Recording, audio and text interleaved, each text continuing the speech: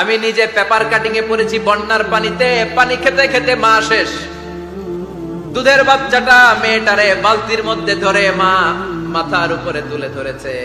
বন্যার পানি খেতে খেতে মা শেষ, বাচ্চা মরে নাই। তার মানে কলিজার টুকরা মেয়ের জন্য মা জীবন বিলিয়ে দিয়েছে। এক টুকরা ভালোবাসার ছিটে ফোঁটা তোমরা পেয়েছো। এই পানির অপর নাম জীবন। আবার যদি পানি বেশি হয়ে যায় তখন মরণের সম্ভাবনা আছে না নাই? বন্যা এই দেশে হয় কি হয় না? কিছুদিন আগে উত্তরবঙ্গে বন্যা ছিল কি ছিল না? নূহ আলাইহিস সালামের উম্মাকে অবিশ্বাসের কারণে, গাদ্দারির কারণে আল্লাহ এই প্লাবন দিয়ে, পানি দিয়ে শেষ করে দিয়েছেন। এজন্য পানি দেখলেই এটা যে বাঁচার কারণ, বাঁচার মাধ্যম এমনটা নয়।